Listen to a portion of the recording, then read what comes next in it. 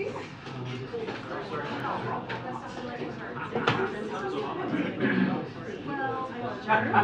are you? I still have a brother from Ireland. Can I look for you there? Oh my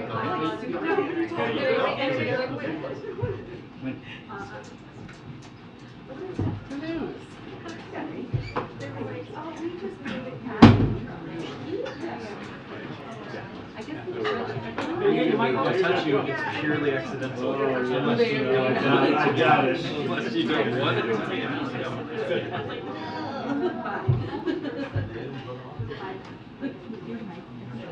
Oh, that's fine.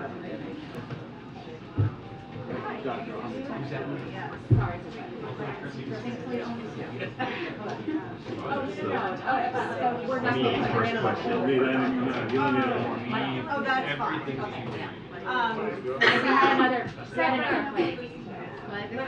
All the news that's going to take Yes, without your address, we're still like. I was afraid it was going to be about the sewer smells or something.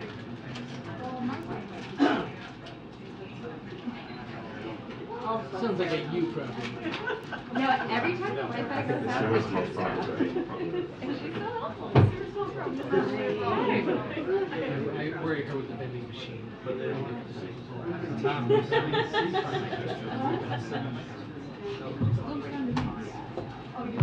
Hello. Hi. Good afternoon. Welcome. Come on up here, Lil.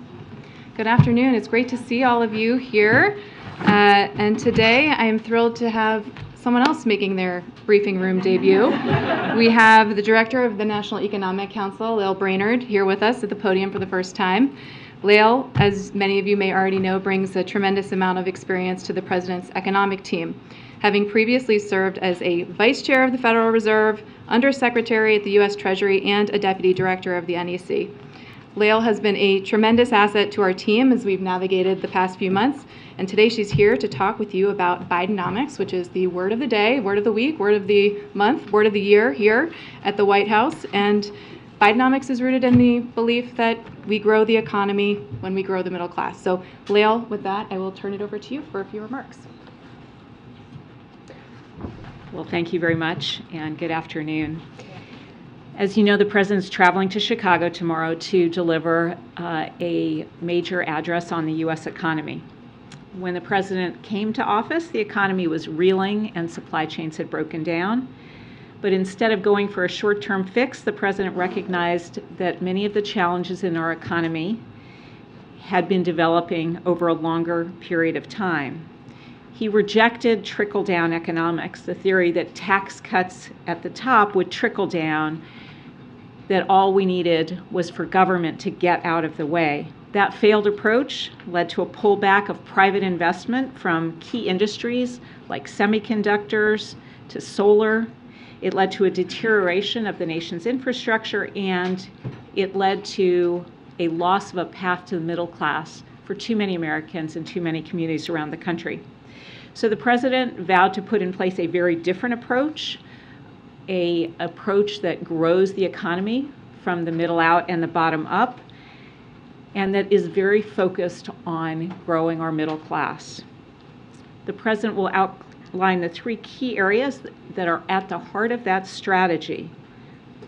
First, we're making smart investments in America in sectors that are critical to our economic and national security, focusing on infrastructure, clean energy, and semiconductors, and doing it in a way that catalyzes more private investment, not less.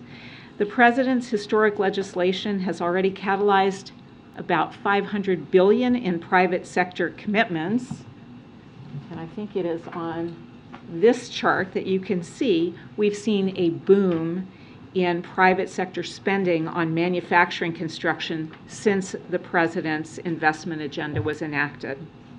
And we're doing it in partnership with friends and allies around the world, and we're doing it in a way that achieves our climate goals. Secondly, the President has prioritized policies to empower and educate American workers. The president will highlight the historic labor market recovery and what it's meant for workers and families that were too often left behind in previous recoveries. He'll talk about the steps that his administration is taking to educate and empower American workers, with a focus on developing skills for the jobs of the future, including those that don't require 4 years of college, by supporting unionization and creating apprenticeships, among other steps. And finally, the president is going to talk about the importance of promoting competition, both to lower costs and to provide a level playing field for small businesses by doing things like getting rid of non-compete clauses, bringing down costs from insulin to hearing aids, and focusing on junk fees. And he'll note all the ways that his plan is working. Since the president has taken office, 13 million jobs have been created. The unemployment rate is near historic lows, below 4% for the longest stretch in nearly 50 years. And we've received record low unemployment for groups that too frequently have been left behind. The share of working age Americans in the workforce is higher now than it has been for 15 years, showing that decisive policy and a strong economy can bring more people into the workforce. And you can see that here. Real incomes are up, especially for lower income workers. Small business applications are at record high. And today, while we have more work to do, inflation's been coming down for 11 months in a row. So with that, let me wrap up and I'll take a few questions. Okay. Thanks, Bill. Question for Liz? Thanks so much. So in the memo that the White House released, you pointed to a stronger economic recovery from the pandemic compared to other major economies, lots of good jobs, and putting the middle class in a better position than it was pre-pandemic. But which of the policies, the president's policies, specifically led to those outcomes? So I think the sum total of the president's policies, the 4 historic pieces of legislation that he's passed, along with a slew of administrative actions together, are leading to investments in industries of the future. They're leading to great new job opportunities, and we see those in places like Weirton, West Virginia, where we're seeing an iron ore battery plant opening on the site of an old mill that, when it shut down, lost jobs in that area. And of course, we're also seeing it in the steps that are being taken to increase competition and to create better opportunities for small businesses. So it's really the sum total of all 3 prongs of his policies that are working to create a strong economy, but also an economy that will be resilient for the long term because we're investing in infrastructure. And just yesterday, as you know, the president announced over $40 billion in investments in high-speed internet as part of an overall program over 2 different laws that is going to lead to every household in America having access to high-speed internet, which is very similar to the approach that we saw in the Rural Electrification Act undertaken by Franklin Delano Roosevelt. Andrea? Yeah, thank you for being here. I wanted to ask you about this boom in construction manufacturing and whether you think that, in combination with the new housing starts that we saw, where the numbers also went up in May, will lead to some relief on the housing price issue that could help with inflation. And then I want to ask you about the overall outlook for the economy, whether you're more confident now that there will be a soft landing and that a recession can be avoided. Yeah, so I think it is going to be important over a medium term of several years to see greater housing supply, and that will help to provide longer term solutions. But even in the short run, if you look at the data on rent, for instance, the average rent is projected to come down for Americans over the second half of this year, providing really important relief to a lot of American families. What was the second part of your question? Can a recession be avoided? So in terms of, where we are on the economy, what has been interesting is, there have been these repeated predictions And yet what we've seen in the actual data has been a lot of resilience. So again, we're continuing to see strong labor market, low unemployment. We've actually seen that stretch of a strong labor market improve due to the very large increase we've seen in participation of working age Americans. And so there are reasons to think that we are going to continue to see resilience against a backdrop of what we have referred to as more stable economic growth. Kellya? Thanks for being here. When you look at the overall picture with respect to office space in cities and how that has been an issue with the changing way people work, do you see that as having an impact on the economy if those buildings, can't be sustained, the companies and the banks that are involved there? And with the kinds of projections you're doing for the infrastructure building and the broadband and all of that, when we have such a tight labor market, where do you foresee that pool of workers to be, and can it be satisfied? Yeah. So in terms of commercial real estate, this is obviously an area that we've been tracking closely. Within commercial real estate, it's really that segment that you referred to. It's office space only. Some of the other areas of commercial real estate have actually been doing quite well, like industrial, and even retail has been doing better. Multifamily's been doing very well. But yes, some areas, office, is now adjusting to different patterns of working, more remote work potentially. So that needs to work its way through. And of course, we're very attentive to where those financial risks may lie. And so far, they seem to be being managed pretty well, but we're going to stay focused on that. And the second piece was matching workers with jobs. So the President's agenda includes a lot of initiatives that are intended precisely to make sure that our workforce in the places where we're seeing those investments is skilled and is connected to those jobs. And so we talk about registered apprenticeships. The President just traveled to North Carolina to participate in meetings at a community college that was part of a consortium that resulted from his legislation.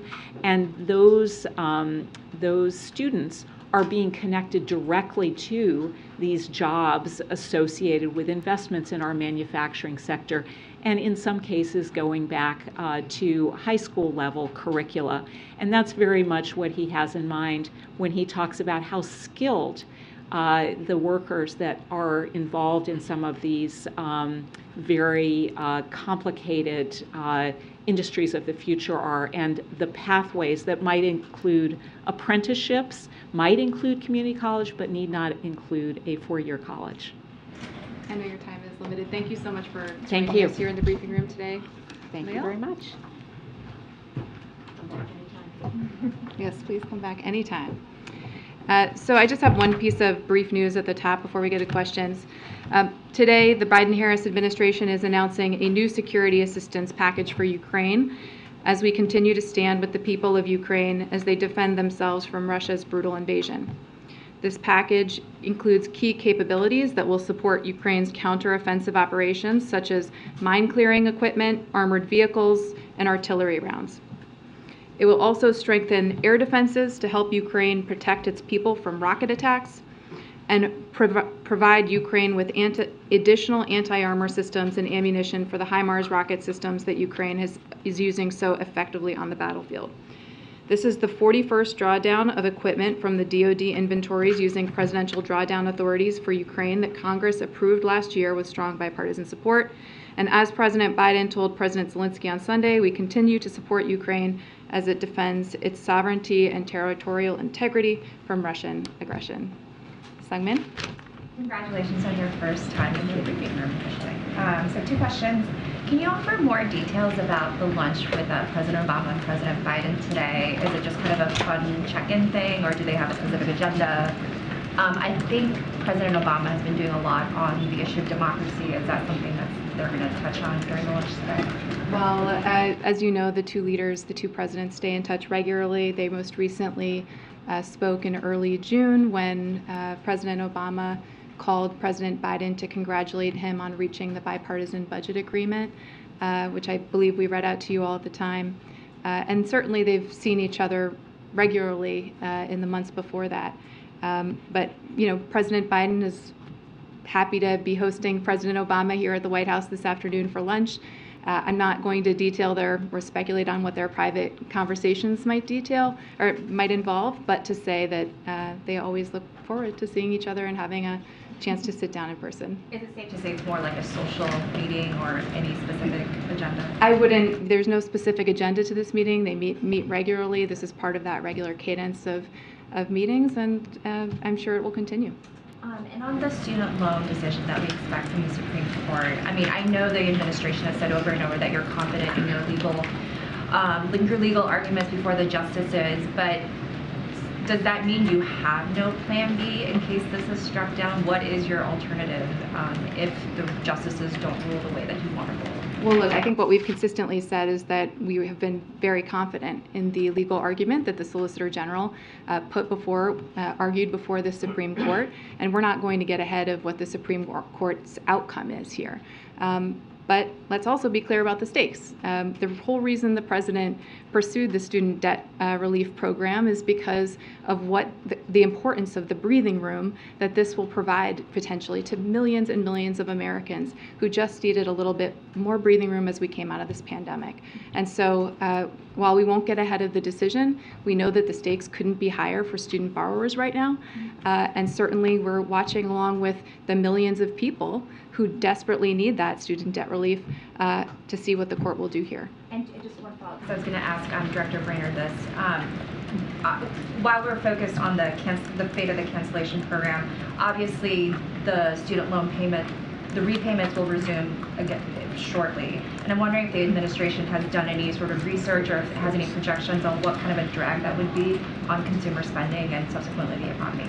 Well, first of all, with respect to the lifting of the student loan pause, the Department of Education is going to be in touch directly with student borrowers to make sure that they have what they need and the information that they need as that prepares to resume. But with respect to the economy, I would say part of the reason that we did this is because, you heard Lael just talk about the idea of Bidenomics, the idea that we grow the economy by growing the middle class, that we grow the economy by empowering and educating workers, by giving low and, growing from the bottom up and the middle out here. And certainly the student debt relief program fits into that idea. The idea that coming out of this pandemic, once in a generation pandemic, the challenges that student borrowers faced as a result, certainly the idea of giving folks a little bit more breathing room to get out from under mountains of student debt so that they can, do things like start a small business or buy a home or save for, their kids' college education. These are the kinds of things that we think will have a significant impact and a benefit to the economy over the long term. Sure, but it's on the repayments when they have less money to spend. Does that concern the administration at all about the impact that it would have on consumers? Again, I'm not going to get into hypotheticals about what the potential outcome of the Supreme Court decision might be. What I will say is that we feel that this is an incredibly important program for the student borrowers across the country who just need a little bit more breathing room. Mary?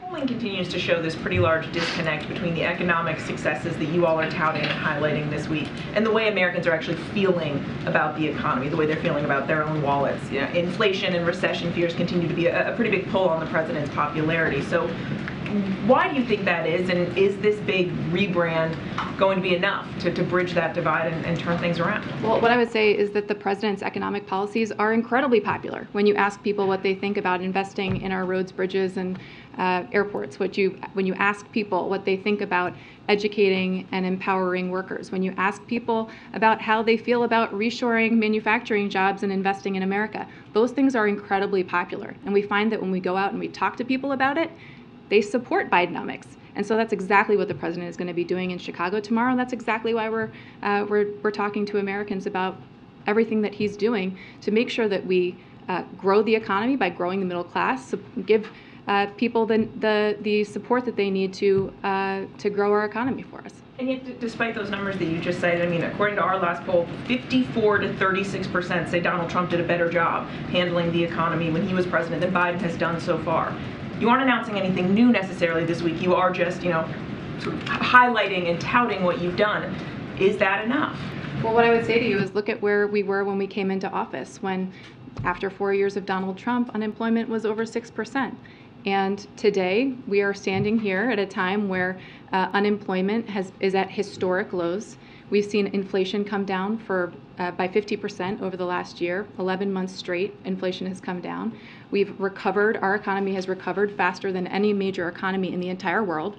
And that's happening because of President Biden's leadership, because of the economic agenda that he's put forward. 2.5 years into this administration, we are just seeing the first impacts of all the historic legislation that he was able to achieve in the first couple of years. We're seeing shovels in grounds. We're seeing private investment come back to our country. We're seeing millions of jobs created. And so now is the time where, with all of those accomplishments, the president can take this message to the American people and say, this is what Bidenomics is, and here's what we have to show for it. Let's put our foot on the gas and keep moving forward instead of returning to these failed trickle-down policies that never seem to ever trickle down. And just on one other topic, United Airlines is calling out the FAA for failing the traveling public, saying the FAA's staffing and inexperience are crippling air travel. What's your response, and are there any steps, emergency steps, priority steps that can be taken to manage some of this chaos out there? I think, look, across the country over the last couple of days, we've seen some really severe weather. Millions of people have been impacted by that, seen it up close. I know people who had multiple canceled flights yesterday as a result of the extreme weather that we're seeing. The people at the FAA, the men, women of the FAA, are always willing to work collaboratively with companies to solve the problem. And I would just say that I know that the FAA is speaking to this and stands ready to work with companies to address any issues they're facing. I want to go back to the two subjects that just come up here. First, on the economy, you and this White House continues to point out that on individual issues that have been passed or that are being implemented, they are popular with the American public. Why does the White House think consistently, however, that Americans grade the president so poorly on his handling of the economy? Well, look, I just said that we're just starting to feel the impact of the president's economic agenda over the last couple of years. I mean, he in the span of 2 years' time, passed bipartisan infrastructure law, the Inflation Reduction Act, CHIPS and Science Act, and now we're starting to see we are reaching the implementation phase where people are seeing 35,000 infrastructure projects and shovels in grounds across the country, where we're seeing $490 billion in private sector investment coming back to the United States and reshoring of hundreds of thousands of manufacturing jobs in cities that had been hollowed out for generations. So people are just starting to see the impact of all of the successes of the last couple of years under this president's economic agenda. And now is when we're able to not only talk about what the president's agenda is, but point to the results and the fact that we have to keep our foot on the gas, as I said, to keep ourselves moving forward here. Some version of what you just said has been said by this White House, though, most of the year. So at what point are the American people going to see this, or are they just not paying attention to what's being done? Are they not being patient enough? Look, I think the people all across the United States of America are starting to see shovels and grounds in their communities. They're seeing the president announce, as he did on Monday, a commitment to connecting the entire country through high-quality, affordable broadband access, which is going to make a difference in the lives of millions of people. And so, as we get farther into implementation, people are going to continue to feel that, they're going to continue to see that, and they're going to continue to hear from this president about how we're going to continue to make progress for them. Real quick on student loans, though. Do you have to those Americans who have those student loans that are waiting for the forgiveness or have enjoyed the forgiveness, or to those that are perhaps opposed to the program at all, what would be your message to those, especially with loans, who are waiting as anxiously as the White House is for a decision? That President Biden has fought for you every step of the way. The student debt relief plan he announced to give millions of student borrowers who were buried under mountains of debt a little bit more breathing room coming out of this pandemic. And in the face of that, we saw Republican lawmakers in Congress and special interests try to defund this program. We saw them introduce legislation that the president had to veto to try and get this program. And we saw them go all the way to the highest court in the land to try to rip away student debt relief from millions of student borrowers who desperately needed it. And this president, the DOJ, Solicitor General, went to the court and fought hard to protect this program. Now, we are confident in the legal arguments that we've made. We certainly hope the Supreme Court agrees, because we know all too well what the stakes are for millions of students. Kevin. Just circling back to FAA, why hasn't the president nominated someone to lead that agency on a permanent basis? It seems as if the airlines are losing confidence somewhat in their ability to manage these travel problems. Look, as you know, we have fought to swiftly confirm an FAA nominee. I don't have any personnel announcements to share with you today, but we do have capable leadership in place at the FAA who are making sure that our skies remain safe for air travelers in the meantime, and are doing the hard work of making sure that we meet the needs of consumers in this busy travel season. And was the president able to listen to that tape of his predecessor that was released yesterday talking about classified documents, and did he have any particular reaction to it? I'm simply just not going to go here and refer you to the DOJ on anything related to this matter. Andrea? Yeah, I just want to ask you about Russia and Wagner. What actions, can you take as an administration to hold Wagner accountable for their for what we just saw over the last few weeks? And are you starting to, to what extent are you concerned about a destabilization of Russia and the impact that would have on the global economy, but also on the conflict? So with respect to your first question, we have taken action against the Wagner Group in the past. I'm not going to forecast any future action against Wagner or even speculate on what the future might hold. As you know, we are continuing to monitor this situation closely and stay in close coordination with allies and partners across the globe. You saw the President, Secretary Blinken, Secretary Austin doing that across the weekend into Monday. And certainly the President continues to be briefed on this situation and is monitoring it very closely. We don't have a perfect picture right now of what is happening, but we want to continue to make one thing very, very clear, and that is that we resolutely stand by and support Ukraine. You just heard me a moment ago announce yet another drawdown for Ukraine to make sure that they have what they need to defend their territorial sovereignty and integrity. And you saw the President speak to President Zelensky on Sunday to reinforce that directly. So we'll continue to make that clear. We're continuing to watch the situation. I'm not going to have much more to say on this today, unfortunately. We just are in a place of waiting and watching and working with our partners to make sure we have an accurate assessment of what's going on. And did I miss the second part of your question? No, I have another one actually though on China. We've seen reports that Janet Yellen will be going to China next week, and I'm wondering about what your plans are, your thinking is about having the president speak with President Xi after the whole dust up of the last campaign, announced, whatever the dictator remark, whatever you'd like just to call it out. So I don't have any travel to preview for Secretary Yellen. Certainly would refer you to the Treasury Department to make any announcement of that nature. With respect to the president, I also don't have any call to preview. I think you heard him the other day say he hopes to speak to President Xi in the near term, but beyond that, I don't have anything to add on that front. What I would say is that, as you heard Secretary Blinken say during his travels in the region and upon his return, we continue to feel it's really important that we have multiple channels of communication with Beijing, and that is critical to the relationship in a time where our increased competition, we want to make sure that doesn't veer into conflict. And so have those multiple layers of communication to avoid any sort of miscalculations, misperceptions, tension, manage the tensions in a responsible way.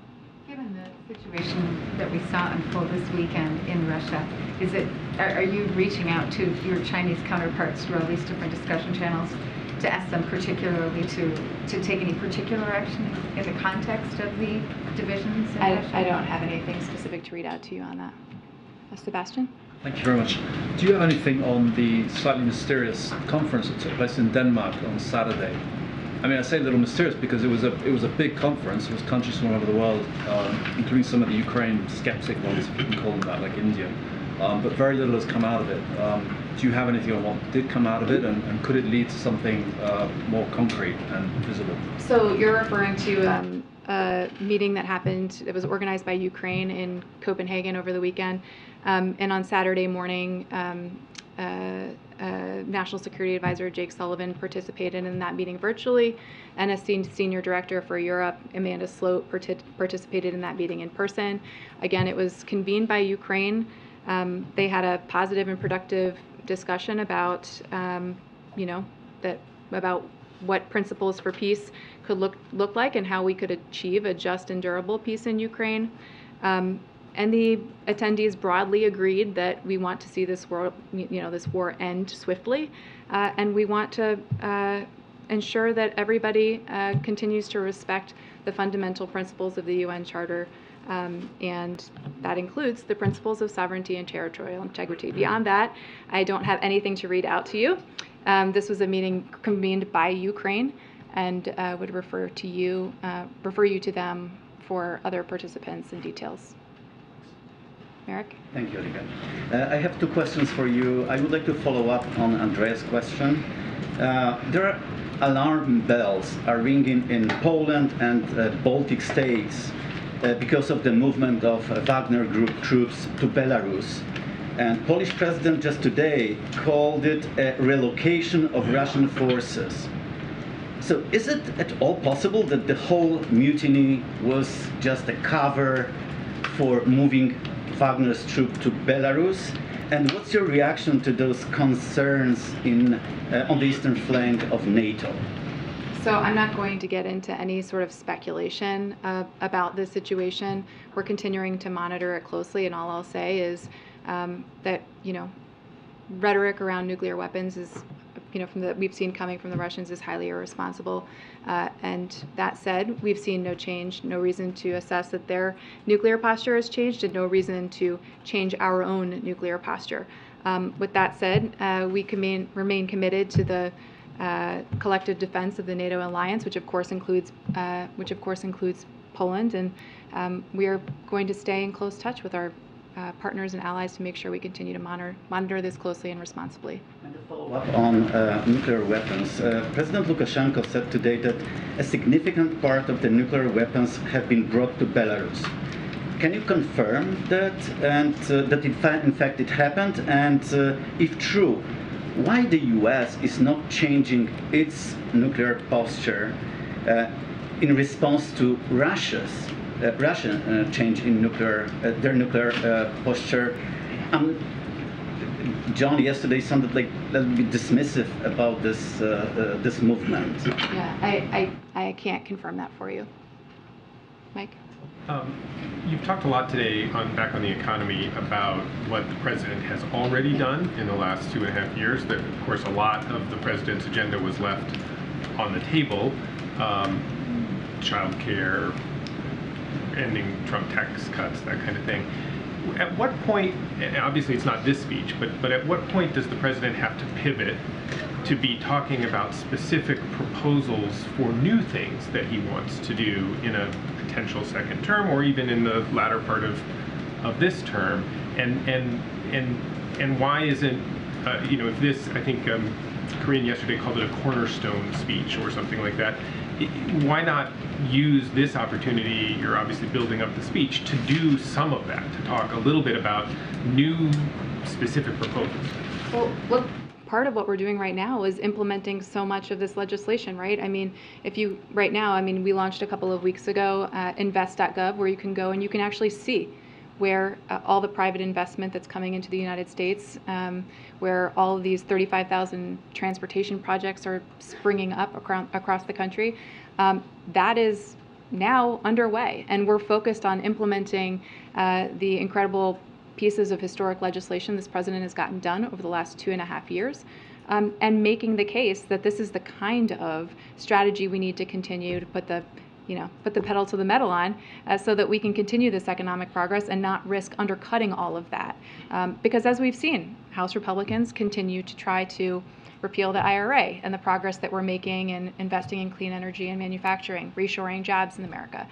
They're continuing to push for unpaid for extensions of the Trump tax cuts, which would add $3 billion to our deficit, send jobs overseas, and undercut the progress that we've made. So this president is laser focused on, the historic progress that we've made, the historic legislation we've made over the last 2.5 years, and making sure that we implement that right now successfully, so that we can continue to keep our foot on the gas, as I said. Does this administration think that's enough, or at some point, does the administration think he has to lay out his next vision? Well, so today we're focused on tomorrow and laying out Bidenomics and talking to the American people about what that is, how it's taken shape, and how it's made a meaningful impact in their lives. That's what we're focused on for the moment. I don't have anything to preview for you in the way of future economic announcements, but look, we believe there's really substantial progress to be proud of here. 13 million jobs, 12 million new small business starts, wages that are rising now as to where they were at the beginning of this administration. Their wages are rising now, even when adjusted for inflation. There are a lot of reasons to see positive signs in this economy as a result of what the president has done, and we want to keep that going. Go ahead, Jared. Thank you. So on that speech tomorrow, is Bidenomics kind of like the message here that, as it relates to inflation, as it relates to a lot of the issues that you guys were dealing with over the last few years, that the worst of it's over? Is that what we're going to hear from President Biden? I am definitely not economic forecaster. I'm not going to get out my crystal ball. I think, as you've heard Lael just lay out really clearly, however, we've seen a lot of positive signs about inflation moderating. Inflation coming down by 50% over the last year, declining for 11 months straight. Certainly when you look at where other major economies in the world are, the United States has a lower rate of inflation right now than any other major economy.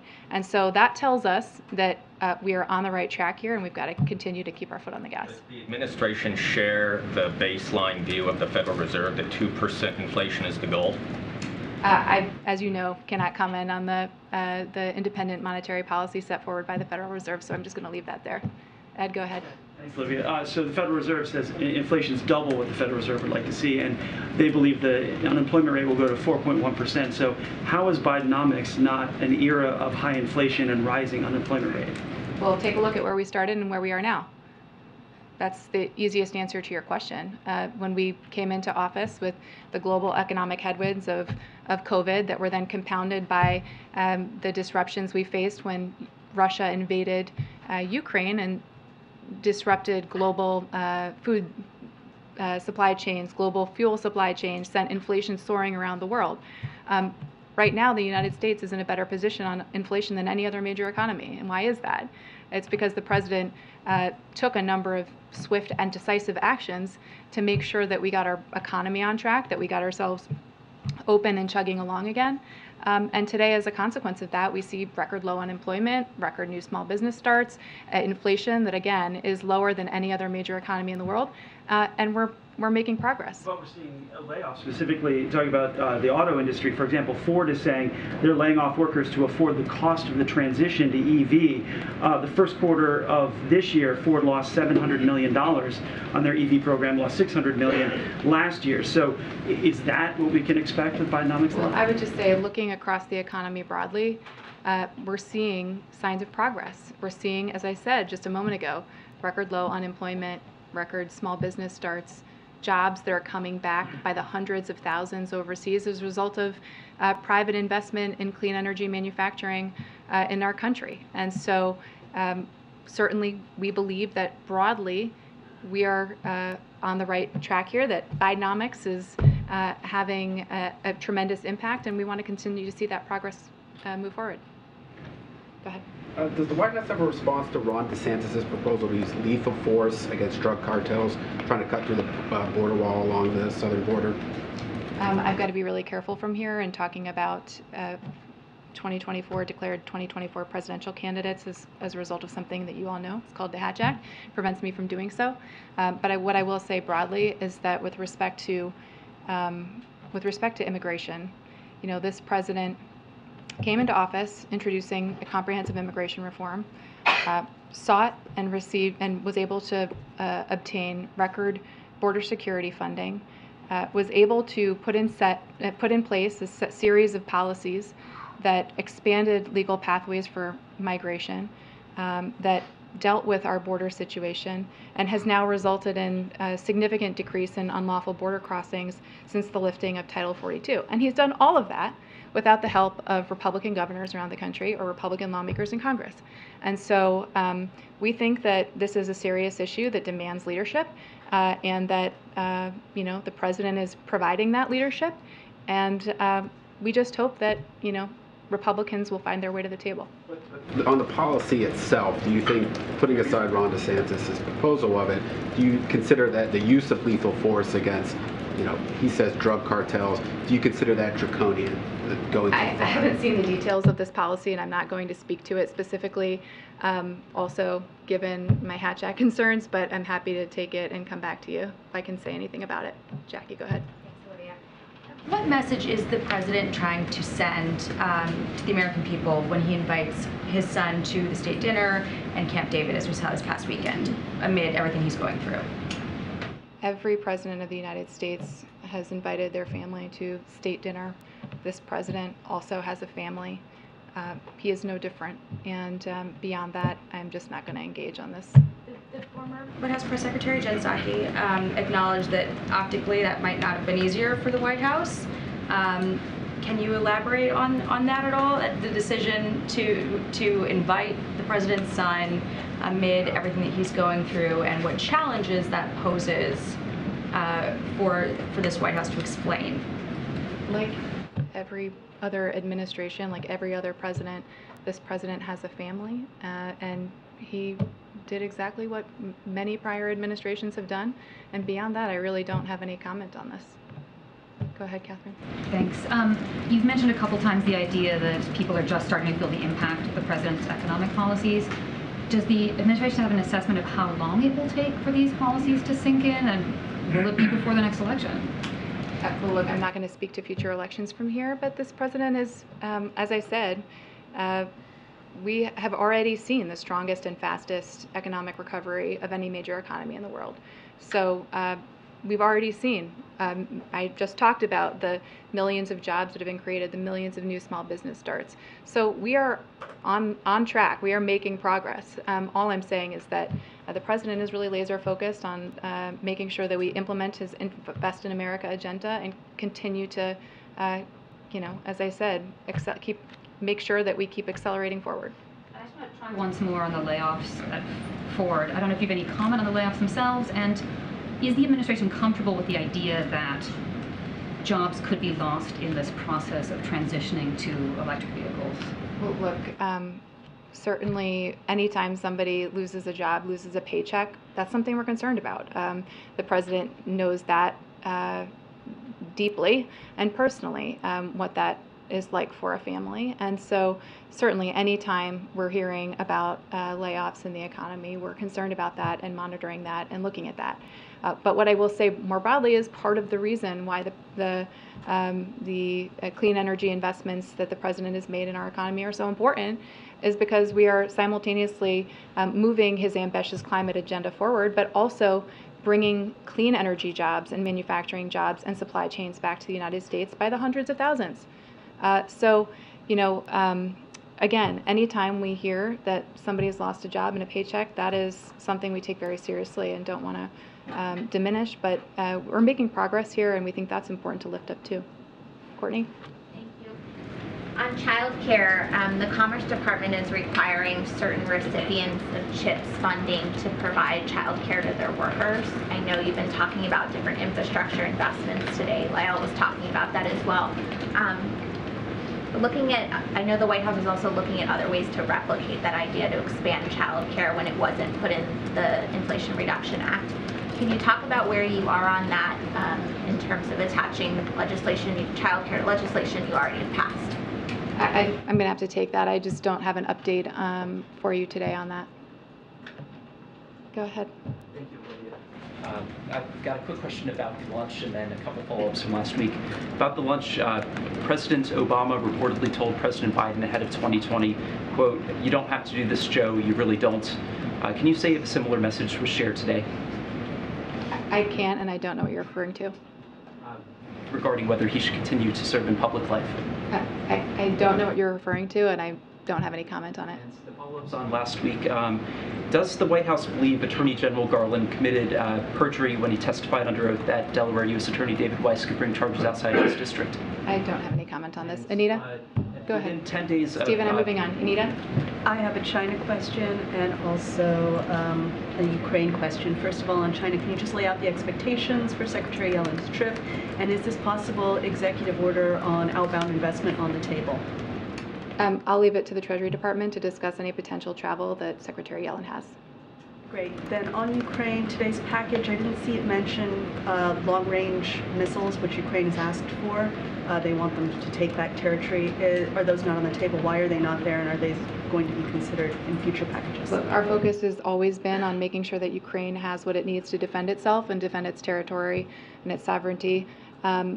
What I would just say to you on your specific question is, you should feel free to reach out to the Department of Defense about all of the specific contents of this package. I think they may have some more detail to lay out. Follow on Ukraine.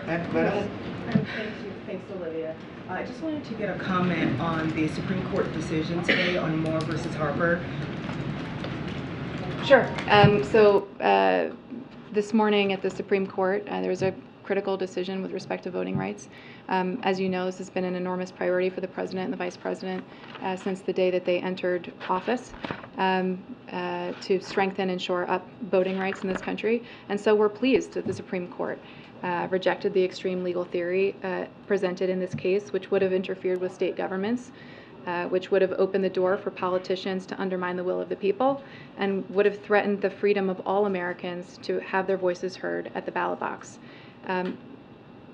Again, as you just heard me say, the President and the Vice President have made this a significant priority since they first entered office, and they will continue to fight to make sure that, to urge Congress to pass critical voting rights legislation in Congress as we go forward to ensure there are fair congressional maps and that people have access to the ballot box. Quick follow-up on inflation real quickly, please. So you mentioned that the White House believes inflation is moderating.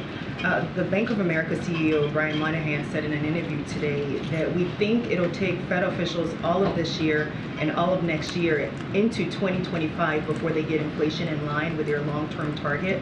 Does the White House agree with this assessment? I certainly am not going to make any predictions from here, economic forecasts from here. All I can say is what Lil said a few moments ago, which is that we've seen inflation come down significantly over the past year, 50% over the last year, 11 months straight. And we're going to continue to do everything in our power to keep lowering costs for the American people and continue making all that progress. Following up on the President's call with President Zelensky, he had said that there would be a second one. So it sounds like that hasn't happened yet, though. Do you expect that to happen today? I don't have any call to read out to you today. Okay, and then in the call that they did have, did the President encourage President Zelensky to attend the NATO summit next month in Lithuania? And does President Biden expect to meet with President Zelensky in person at that summit? I don't have any news to share with you on that front. Certainly, this is going to be a really important NATO summit with a lot on the table, an opportunity for the President and other NATO allies to gather and talk about so many things, including Ukraine. As we've said many times, one thing that is quite remarkable today is how NATO is stronger, it's larger, it's more purposeful than ever before. Of course, we're looking forward to welcoming our newest member in the NATO alliance, Finland, in a couple of weeks. And certainly this is going to be an important summit on a number of fronts, but I don't have anything respective to a particular bilateral meeting to read out to you today. Follow on Ukraine. Let's just do one. We have one more. go right here. Thank you.